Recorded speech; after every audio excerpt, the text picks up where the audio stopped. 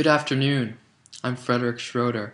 I'm reporting live to you today from my living room to discuss William Lyell, the man who wrote the first psychology textbook in Canada, entitled Intellect, the Emotions, and the Moral Nature.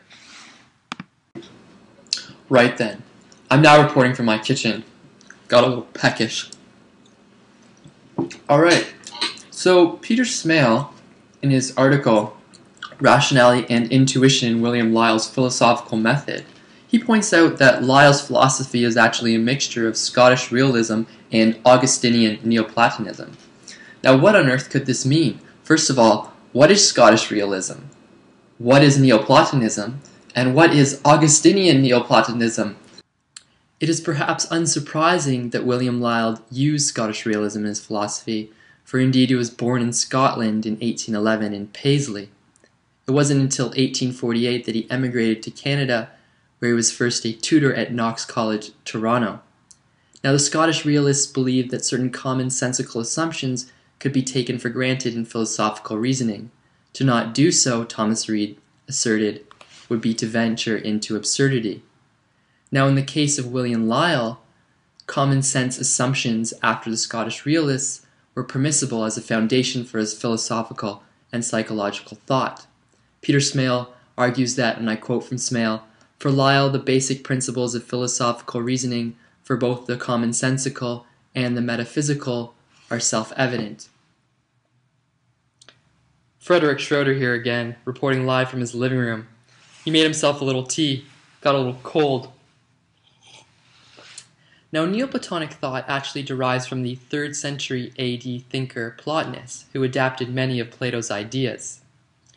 However, unlike Plato, the Neoplatonic philosopher moves from the concrete aspects of sense experience towards a noetic vision of the cosmos. Noetic after the Greek word nous, meaning intellect, mind. Such an abstracting upward movements for Plotinus was responsible by the rational faculty protophantasia. However, Augustinian Neoplatonism is a bit different. Of course, Augustinian Neoplatonism derives from one of the original 4 doctors of the Catholic Church, St. Augustine, and Frederick Schroeder just happens to have a perhaps pompous-looking edition of Augustine's Confessions. Importantly, in his Confessions, Augustine outlines his debt to former Platonic and Neoplatonic thinkers, drawing upon many of their ideas in their system and noting that while the former pagans were not saved and redeemed and did not have the knowledge of grace and Christ, they nevertheless had many truths. In Augustine, one of the main differences from Neoplatonic thought in general is that rather than a vision into the noetic cosmos, the vision into the ideal realm is a type of Christian moment of sin, transcendence, and salvation, a moment of grace becoming inside the subject again. In this way, the paramount emotion for Augustine is love, and we see this stress of love precisely in William Lyell's philosophy. Alright, back in the kitchen and finally describe the precise nature of Lyell's philosophy. To describe Lyell's Augustinian Neoplatonism, it is best to start with the analysis of Peter Smale, who writes that according to Lyell's reading of the Augustinian philosophy, the love of being is founded in the intuitive grasp of our fulfilling place within God's creation.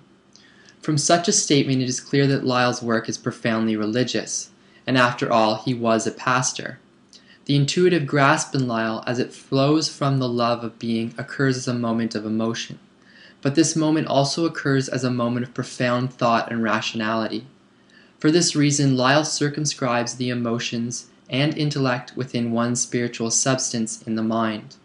In his Intellect, the Emotions, and the Moral Nature, Lyell writes, and I quote, "It is the same spiritual substance in all, but now it thinks, and now it feels. Now it is an intellectual, and now it proves itself to be an emotional nature.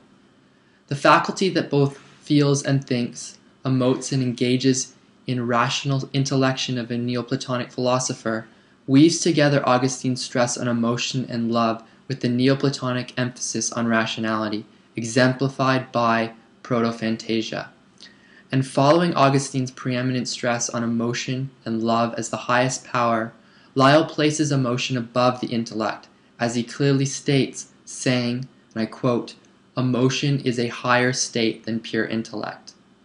Peter Smale writes, "For Lyle, without emotion as a general disposition, there would be no moral action, and, at the same time, these emotions nurture our tendency to be rational."